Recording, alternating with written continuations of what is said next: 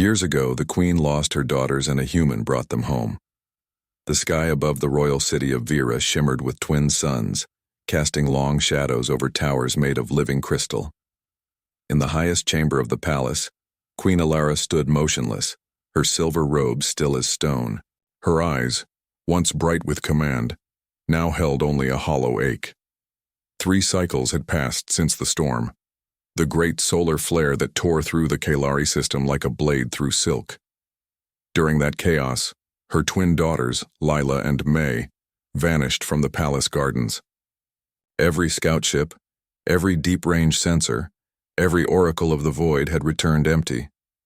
The royal court whispered that the girls were gone forever, lost to the hungry dark between stars. But Alara refused to believe it. She kept their rooms untouched, their toys arranged just as they left them, their favorite fruits replaced each morning, though no one ate them. Hope was all she had left, and she clung to it like breath.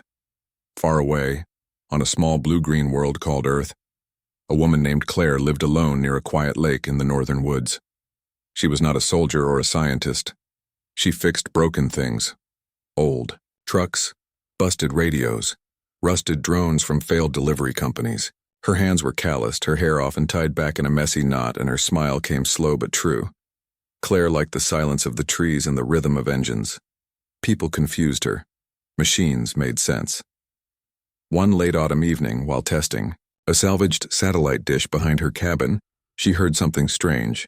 Not static, not music, but a soft, repeating tone that rose and fell like a sigh. It came from deep in the forest, beyond the old logging trail. Curiosity tugged at her. She grabbed her heavy coat, a flashlight, and a wrench, just in case, and walked into the dark. The beam of her light cut through the mist until it landed on something that made her stop cold. Beneath a fallen pine, half covered in frost, lay 2 small figures wrapped in cloth that shimmered like liquid moonlight. They looked like children, but their skin glowed faintly, and their hair shifted color with every breath, blue to violet to silver. Claire dropped to her knees. They were alive, but barely. Without thinking, she scooped them up, one in each arm, and hurried back to the cabin. Inside, she lit the stove, wrapped them in thick wool blankets, and warmed broth on the burner. She watched them through the night, listening to their quiet breathing, wondering who they were and how they got there. They woke at dawn. The first to open her eyes was Lila. Her gaze was sharp, wary, scanning the wooden walls, the ticking clock, the human woman sitting nearby. She spoke in a voice like chimes in the wind, words Claire could not understand. Claire held up her hand slowly, palms out, and pointed to herself. "Claire," she said gently. The girl blinked, then touched her own chest. "Lila." The other girl stirred, her eyes wide and soft. "May," she whispered. Claire smiled. Names were a bridge. Over the next days, Claire learned more. The girls did not eat earth food at first, but they drank water and accepted simple broth. They flinched at loud noises but loved the sound of rain on the roof. Lila was bold. She poked the stove, tried to open every drawer, and once climbed onto the roof just to see the lake. May was quieter, often sitting by the window, staring up at the night sky as if waiting for a signal only she could hear. Claire taught them words using picture books from the town library: cat, tree, water, home. They learned fast. In return, they showed her things she could not explain. Lila could make small lights dance on her fingertips. May hummed songs that made the leaves outside tremble. Claire never questioned it. She simply accepted them as they were. One evening, as Claire fixed a broken heater, May tugged her sleeve. "Mother sings," she said, pointing to the sky. "We hear her soon." Claire didn't understand, but she saw the longing in the girl's eyes. That night she turned on an old shortwave radio, scanning frequencies out of habit.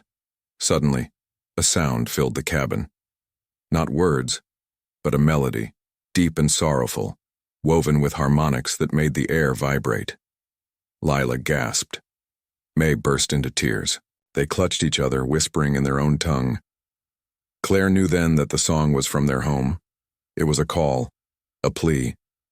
She knew she could not keep them.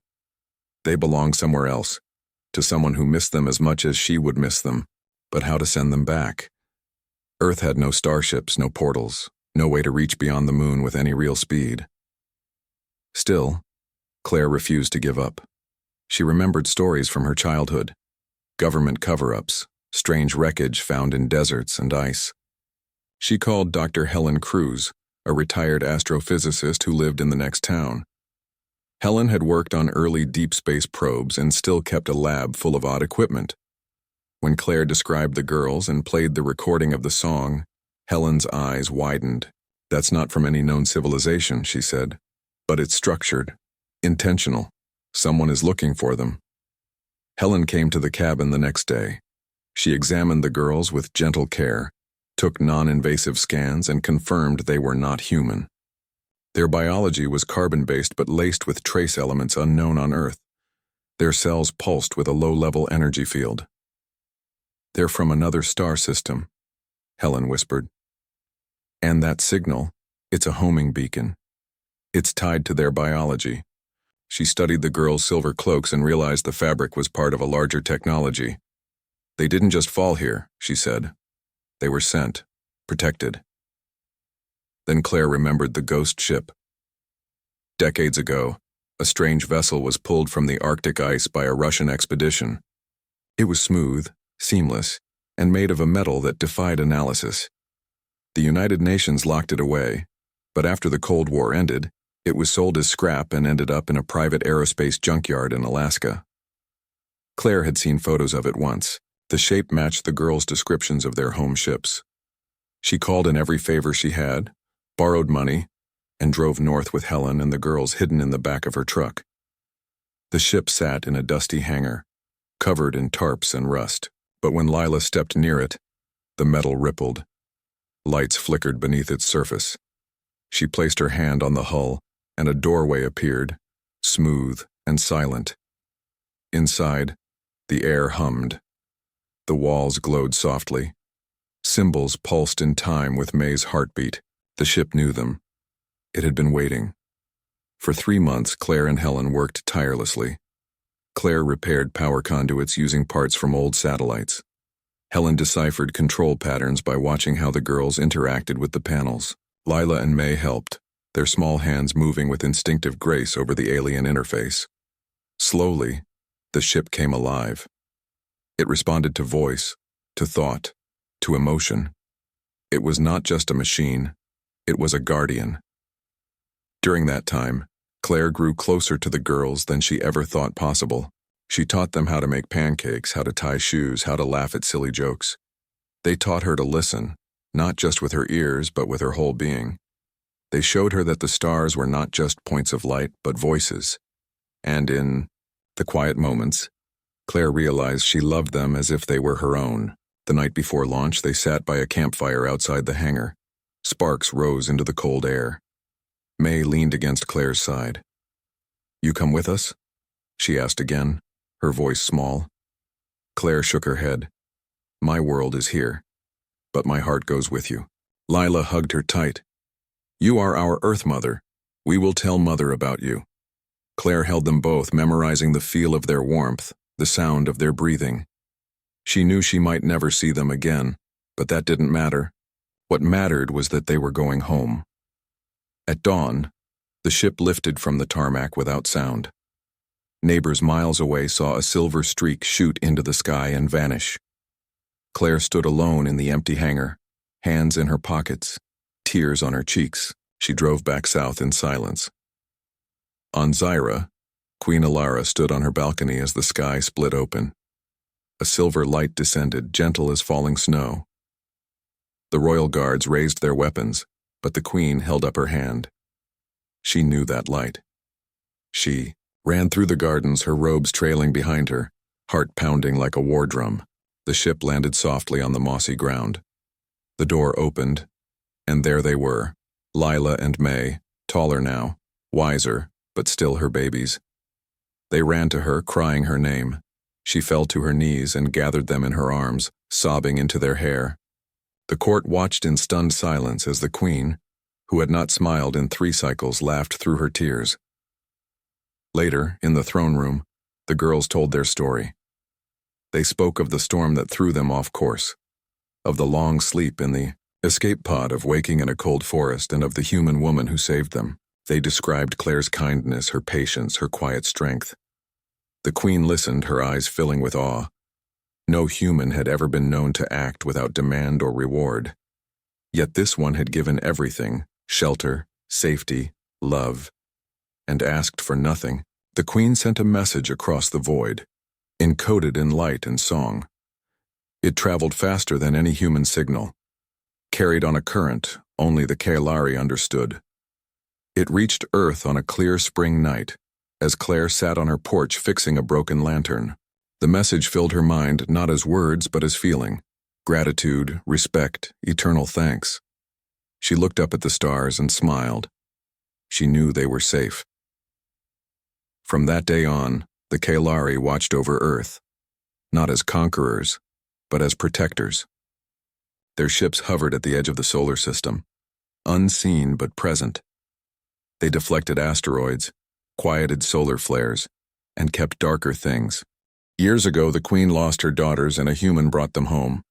Queen Alara stood in the heart of the Royal Observatory, her fingers resting on the smooth edge of a star map that glowed with living light. The return of Lila and May had healed the wound in her soul, but it had also opened a new question, one that pulsed like a second heartbeat in her chest. Who was this human named Claire, and why had she done what no other being in the known galaxies would have dared? The Kaelari had long watched Earth from afar, seeing it as a young, chaotic world full of noise and violence. Yet from that very chaos had risen a single act of pure, quiet grace. Alara could not ignore it. She ordered her finest scholars to study Earth's history, its wars, its art, its failures, and its rare moments of courage. What they found surprised even the oldest among them. Humans were flawed, yes, but they were also capable of sacrifice, of love without expectation, of building light in the darkest places. Meanwhile on Earth, Claire returned to her quiet life. The ghost ship was gone, the girls were home, and the forest around her cabin felt emptier than before. She fixed engines, chopped wood, and watched the seasons turn. But something had shifted inside her. She no longer saw the stars as distant and cold. Now they felt like eyes, gentle, watching, grateful. Sometimes, late at night, she would sit on the dock by the lake and hum the lullaby she'd heard on the radio. The wind would carry it away, and once, just once, she thought she heard it echo back from the sky. Unseen by human eyes, a Kaelari vessel drifted in the shadow of the moon. It was small, shaped like a teardrop and cloaked in a field that bent light around it.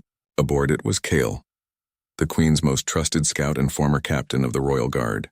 He had been chosen for a secret mission, not to observe, not to invade, but to understand. The Queen wanted to know if Claire was an exception, or if Earth held more like her. Kale did not believe humans could be trusted.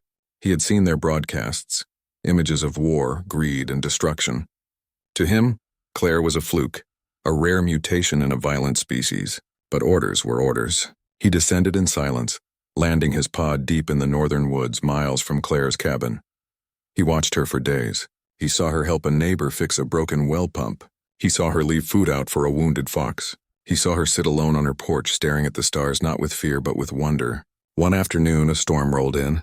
Lightning struck a tree near the road, knocking down power lines. Claire grabbed her tools and walked 3 miles through the rain to help the local utility crew. She worked for hours in the mud, soaked to the bone, until the lights came back on in the nearby village. Kale watched from the tree line, his disbelief slowly cracking.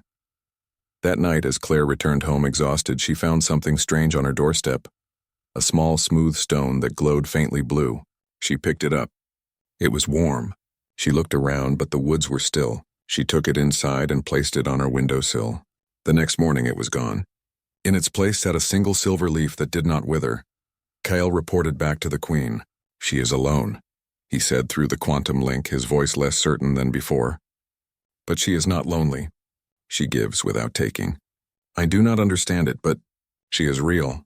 The Queen listened. Then she made a decision that shocked the Royal Council. She would send an envoy, not a warship, not a probe, but a gift, a bridge. Deep in the Kaelari vaults lay the seed of a world tree, a living archive that could grow in harmony with any world it touched. It recorded stories, songs, memories, and shared them with those who listened.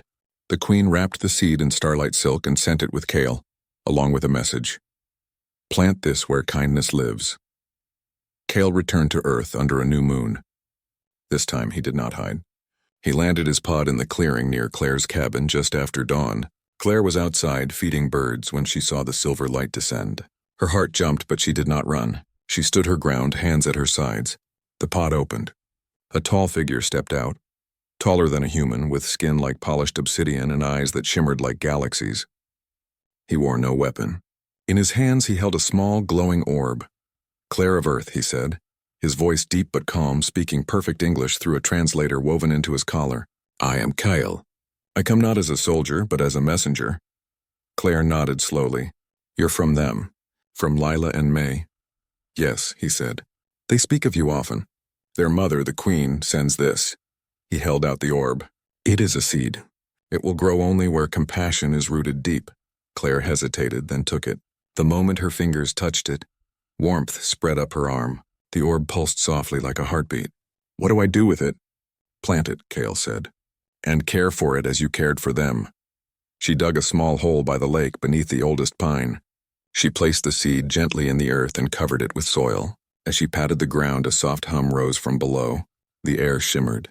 Within hours, a sapling pushed through the dirt, its bark silver, its leaves shaped like tiny hands. By nightfall, it stood waist-high and glowed with a soft, steady light. Kyle stayed for 3 days. Claire offered him food, bread, soup, tea. He ate slowly, surprised by the simplicity and warmth of it. They sat by the fire and spoke. He told her of Zira, the singing rivers, the cities that grew like flowers, the libraries made of light.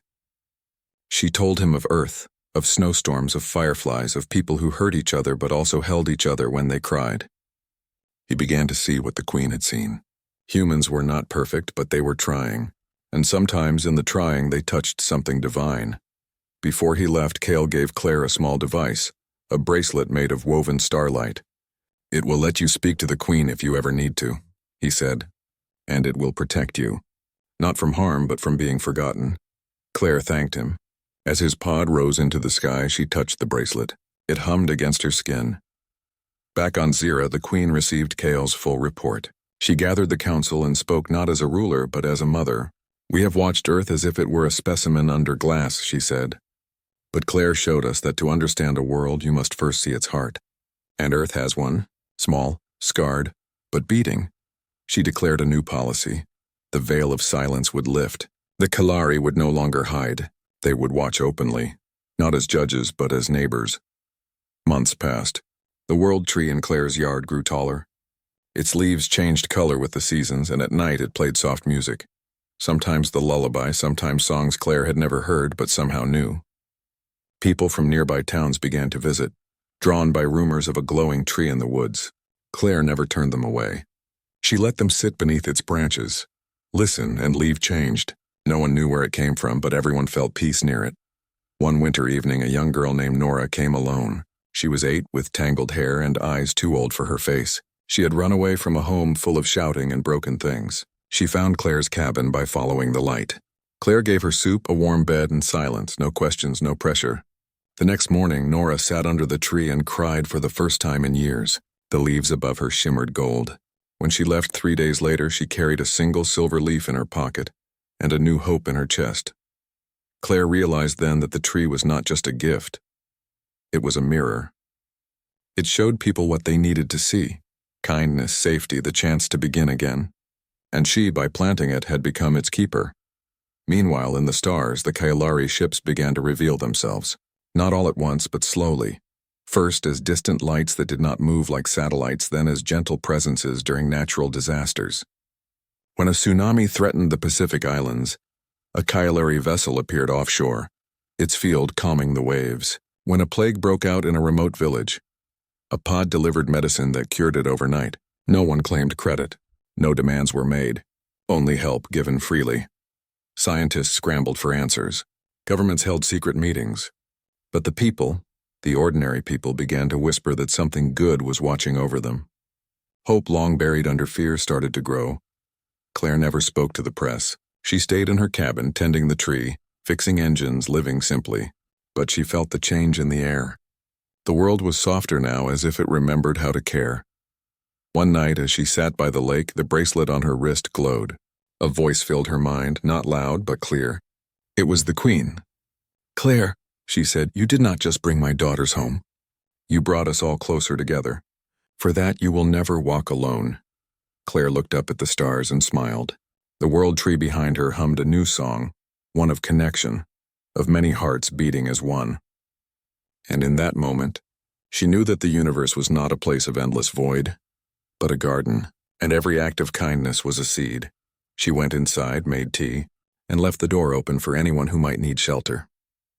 Because that was who she was, and that was enough. Years ago, the Queen lost her daughters and a human brought them home.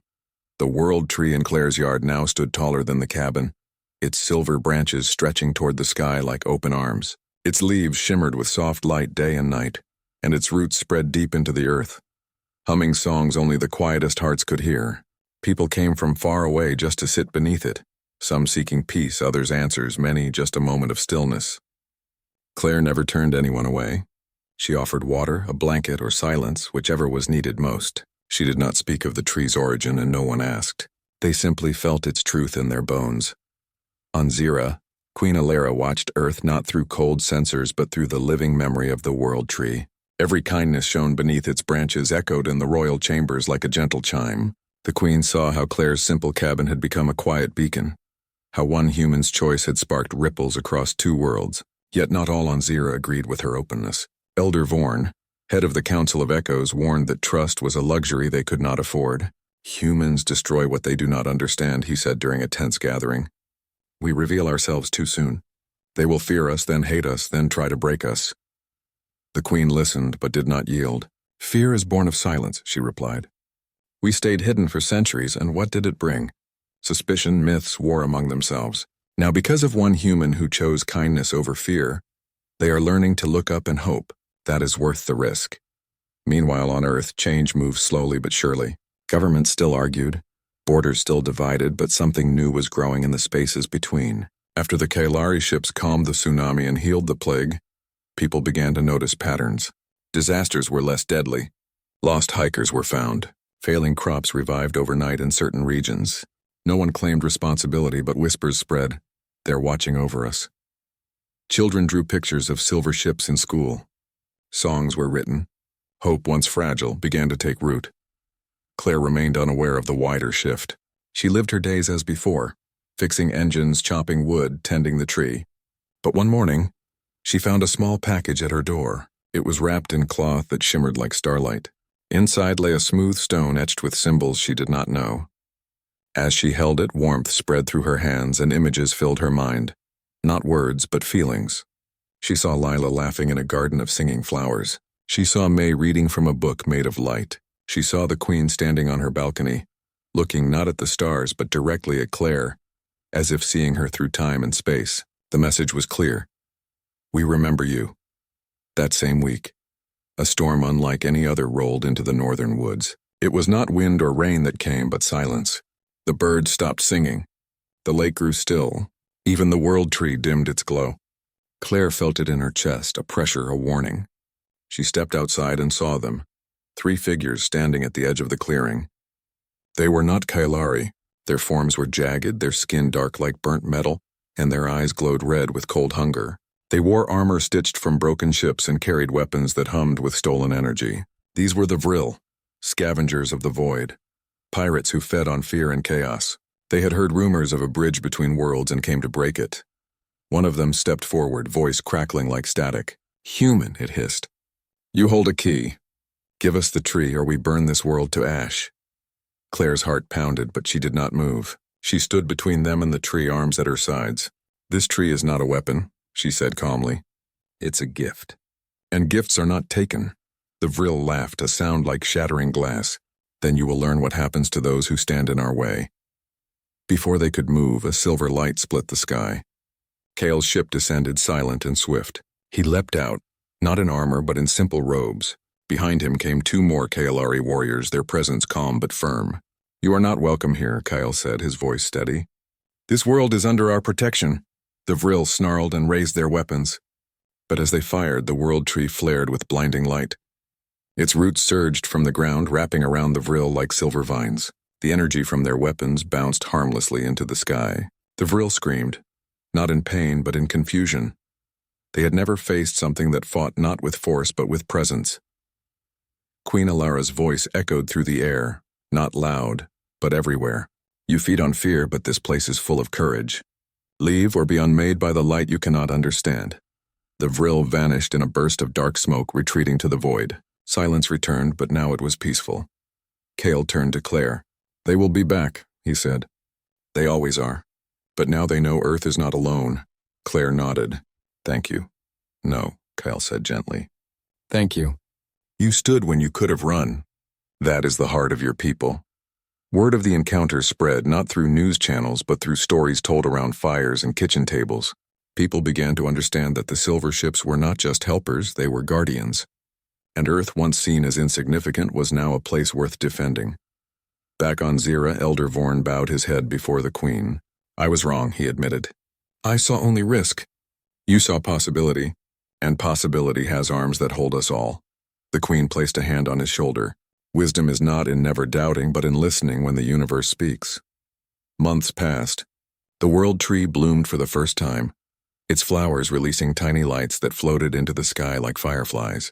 Wherever they landed, small silver saplings sprouted in city parks, in desert canyons, on mountain peaks.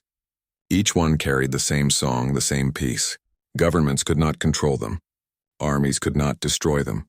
They simply grew, and with them kindness spread.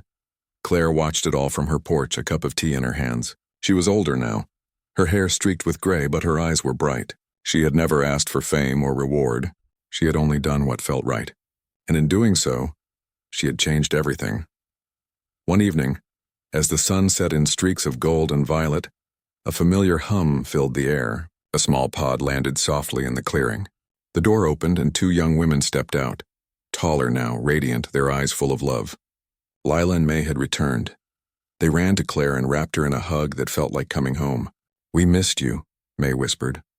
We brought you something, Lila said, holding out a small seed. It's from our garden on Zira. It only grows where love has lived. Claire took it with trembling hands. She planted it beside the world tree that night. By morning, a new sapling stood there, its leaves shaped like human hands. The three of them sat by the lake watching the stars. No words were needed. The silence was full. Far above, Kailari ships glided through the upper atmosphere, their light steady and calm. On every continent, people looked up and smiled. They no longer feared the unknown. They knew now that the universe was not empty. It was full of hearts waiting to connect. And in a small cabin by a quiet lake, an ordinary woman who once fixed broken things had helped heal something far greater. She had shown that courage is not always loud, that love needs no reward, and that sometimes the smallest act bringing someone home can echo across galaxies. The stars shone brighter that night as if in gratitude. And Claire, wrapped in the arms of two daughters not her own, finally understood that she had never been alone. She was part of a story much bigger than herself, a story of loss, of return, of bridges built not with steel, but with kindness. She closed her eyes, listening to the world tree hum its endless song, and knew that peace was not a place, but a choice, and she would keep choosing it every day for as long as she lived. Years ago, the Queen lost her daughters, and a human brought them home. The silver saplings that grew from the world tree's floating seeds began to appear, in the most unexpected places. A cracked sidewalk in a crowded city, the dry bed of a forgotten river, the rooftop of an old hospital. Wherever they took root, something changed. People near them spoke softer. Strangers helped each other without being asked. Children played together across lines that once divided them. No one knew why, but everyone felt it. The air was lighter, the world kinder. Scientists called it mass psychosocial phenomenon. Elders called it grace. Claire just called it right. She spent her days tending the original tree and welcoming those who came to sit beneath its branches. Some stayed for minutes, others for weeks. A former soldier haunted by war found sleep for the first time in years. A teenager who had planned to run away stayed to help prune the lower limbs. An old woman whispered her regrets to the leaves and left with tears of peace. The tree did not judge. It simply held space for healing, and Claire, its quiet keeper, did the same. On Zyra, Queen Alara watched the spread of the saplings through the living network of the world tree. She saw how Earth was changing. Not all at once, not perfectly, but steadily, like dawn breaking over a long night. Lila and May often stood beside her in the observatory, their eyes bright with pride. Claire's heart is in every leaf, May said one evening. She gave us home, and now she's giving Earth a new one. The Queen smiled. She did not set out to change a world. She only chose to care for 2 lost girls, and from that single choice everything grew. But not all corners of the galaxy welcomed this shift. In the dark folds between star systems, the Vril gathered again. Their leader, a scarred warlord named Krex, seethed with rage. They call it peace, he growled to his fleet. I call it weakness. A world that sings instead of fights is a world ripe for the taking. He had seen the silver saplings, felt their hum through his stolen sensors, and knew they were more than plants. They were anchors of harmony, and harmony was the enemy of chaos. And chaos was his power. Krex devised a new plan. He would not attack with weapons. He would poison the source. Using stolen Kalari tech, he crafted a shadow seed, a twisted mimic of the world tree's offspring, designed to look identical, but feed on fear instead of hope. Wherever it grew, it would spread doubt, anger, and division. He sent his fastest raiders to Earth under cover of a solar storm, their pods cloaked in static. They landed in 3 places, New York, Cairo, and Tokyo, and planted the shadow seeds in the dead of night. Within days, the false saplings sprouted. At first, they looked the same, silver bark, soft light. But soon, people near them grew restless. Old grudges flared. Neighbors argued over nothing. Protests turned violent. News channels screamed about rising tension. Governments blamed each other. The world, so recently softened, began to harden again. Claire felt it too. The original world tree dimmed. Its song grew faint, as if choked by something unseen. She walked its perimeter, hand on the bark, and sensed a wrongness in the air. Cold, sharp, like broken glass in water. That night, she dreamed of black roots spreading beneath the earth, strangling the light. When she woke, she knew what she had to do. She packed a small bag, left a note on the cabin door, and walked into the woods. The bracelet on her wrist glowed softly. She did not call for help. This was not a battle for ships or soldiers. It was a battle for the heart of the world, and she had to face it herself. Her first stop was New York. She took a bus, then a train, moving quietly through crowds that felt tense and brittle. She found the shadow sapling in a small park, glowing with a sickly light. As she approached, people nearby shouted at each other over nothing, a bumped shoulder, a missed seat. Claire knelt before the false tree and placed her hands on its trunk. It felt cold, hollow. She closed her eyes and remembered the lullaby, the one the Queen had sung, the one that brought Lila and May home. She hummed it softly. At first, nothing happened. Then a single note from the real world tree, carried on a wind she could not feel, reached her. The shadow sapling shuddered. Black veins pulsed beneath its bark.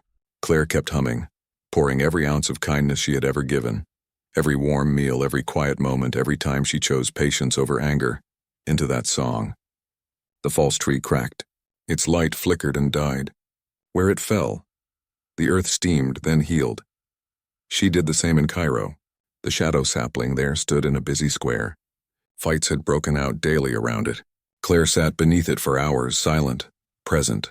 Children noticed her first. They brought her water. Elders joined her. Slowly, the shouting stopped. When Claire finally placed her hand on the trunk and sang, the tree crumbled into ash. Peace returned like breath after drowning. In Tokyo, the final shadow sapling grew on a quiet hill overlooking the city. Krex himself waited there, cloaked in darkness. You are just one human, he sneered as Claire climbed the path. What can you do against the tide of fear? I can stand in it, she said simply. And I can remind people they are not alone. She did not fight him. She sat down at the base of the false tree and began to sing, not loudly but clearly. The lullaby. The song of home. The song of being found. Lights appeared in the sky, Kalari ships hovering gently. But they did not fire. They only watched. Because this was not their fight. It was hers. People from the city below saw the light on the hill and climbed up. One by one they joined Claire. They did not know the words, but they hummed along. A child held her mother's hand. An old man wiped his eyes. A stranger offered Krex water. He stared at it, confused. Fear could not survive in the face of such quiet courage. The shadow sapling withered. Krex fell to his knees, not in defeat but in confusion. Why do you help me? He whispered. Because everyone deserves to come home, Claire said. He vanished into the night, not as a warlord but as a lost soul seeking something he could not name. Back at her cabin, The world tree blazed with renewed light. Its song filled the forest, then the continent, then the world. The real saplings glowed brighter than ever. Hope returned deeper this time. Forged in fire, Queen Alara received the full story through the tree's memory. She gathered her people and spoke not of victory, but of lesson. Fear will always return, she said, but so will kindness. And kindness, when rooted deep, cannot be undone. Lila and May visited Claire often after that. They brought stories from Zira, seeds from new gardens, and sometimes just silence. Claire grew older, her steps slower, but her spirit never dimmed. She taught the next generation how to listen to the trees, how to care without expecting return, how to stand when the world grows dark. Years later, when her time came, she sat beneath the world tree one last evening. The stars shone like old friends. Lila and May held her hands. The Queen's voice whispered in the wind, "Thank you, Claire of Earth. You showed us that home is not a place, but a choice to love." Claire closed her eyes and smiled. She did not die alone. She died surrounded by the family she had made across stars. After she was gone, the world tree bloomed once more, releasing 1,000,000 lights into the sky. They did not fall to Earth. They rose, joining the stars. And from that night on, whenever someone on Earth looked up and felt a sudden peace, they knew it was Claire, still watching, still caring, still bringing lost hearts home. The universe kept turning. Wars still happened. Pain still came. But now, in every corner touched by a silver leaf, people remembered. They remembered that one person's kindness could echo across galaxies. They remembered that even the smallest act, feeding a stranger, singing a lullaby, standing in the dark, could change everything. And so, the story did not end. It grew like a tree, like a song, like love. And somewhere, in the quiet between stars, a human woman who once fixed broken engines became the quiet heartbeat of two worlds. Forever. Years ago, the Queen lost her daughters and a human brought them home. After Claire was gone, the world tree did not fade. It grew taller, its silver branches reaching higher than the tallest mountain, its roots weaving through the earth like veins of light. People came not just to sit beneath it, but to listen. The tree no longer just hummed. It spoke not in words, but in feelings. It showed memories to those who leaned against its trunk. Claire fixing a broken radio, Claire sharing soup with a stranger, Claire watching the stars with Lila and May. These were not visions of power or glory, but of quiet courage. And in a world still learning how to be kind, they were enough. On Zira, Queen Alara declared a new era, the age of listening. She sent no more ships to intervene, no more pods with gifts. Instead, she opened the Kailari archives to Earth, not as data, but as stories. Songs of ancient peace, tales of healing, records of worlds that chose unity over war. These flowed through the World Tree Network, carried on the same wind that once brought Claire the Queen's lullaby. Humans did not receive them as lessons, but as invitations. Artists painted them. Musicians wove them into symphonies. Children acted them out in schoolyards. Slowly, Earth began to dream in a new language, one of connection, not conquest. But change is never smooth. In the shadows of progress, old fears stirred. A group calling themselves the Earth First Alliance rose in the southern continents. They claimed the silver trees were alien control, that the Kailari were softening humanity to make it easy to rule. They burned saplings. They spread fear through broadcasts and hidden networks. Their leader, a man named Darian, had once lost his family in a flood the Kailari ships had tried to stop. He did not see their help, he saw interference. "We do not need saviors from the stars," he shouted to crowds. "We need to be left alone to be human, even if that means being broken." His words found ears hungry for certainty. Riots broke out near groves of world trees. Governments wavered. For the first time since the trees appeared, doubt took root. On Zira, the council grew tense. "They reject our peace," Elder Vorn said. "Perhaps we should withdraw. Let them find their own path, even if it leads to ruin." Queen Alara shook her head. "Withdrawal is another kind of control. We offered a hand, not a leash. If they pull away, we do not tighten our grip. We wait, and we remember Claire." Meanwhile, in a small village near the Himalayas, a girl named Mira found a silver sapling half burned by vandals. She was 12, with eyes that had seen too much war too young. Her parents were gone. Her home was rubble. But when she touched the scorched trunk, warmth spread through her fingers. That night she slept for the first time without nightmares. She stayed. She watered the tree with melted snow. She sang to it in her grandmother's tongue. And slowly it healed. Others noticed. A monk came.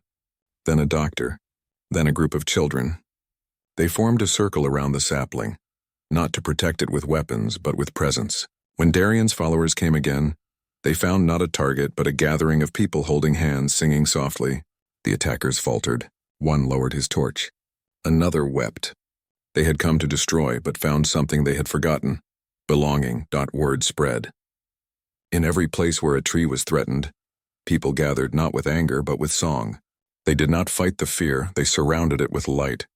Darian watched from afar, confused.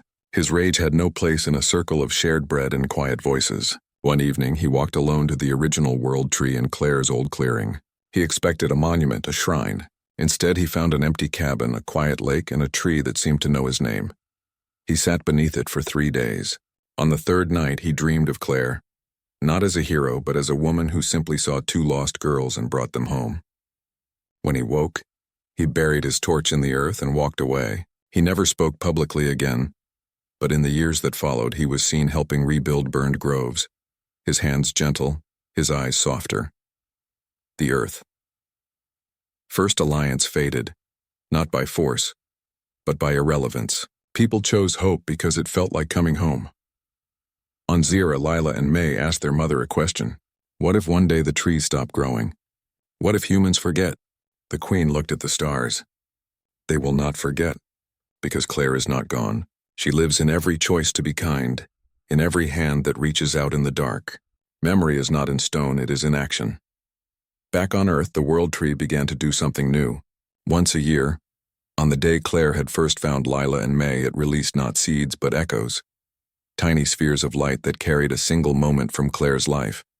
One showed her teaching May how to tie a shoe, another showed her sharing her last blanket with a stray dog. Another showed her standing alone in the woods looking up at the stars with wonder, not fear. These echoes drifted across the planet, entering the dreams of those who needed them most. A lonely child saw Claire smile and felt less alone. A tired nurse saw Claire's hands working and found strength to keep going.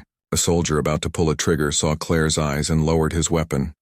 The Kalari called it the gift of witness. Humans called it grace. Time passed. Cities changed. Generations rose. The world was still imperfect. There were still arguments, still pain, still nights when the dark felt endless. But now there was also a quiet knowing. You are not alone. Someone, somewhere cared enough to plant a tree. Someone crossed the stars to bring daughters home. Someone chose kindness when it was easier to walk away, and that was enough to keep going.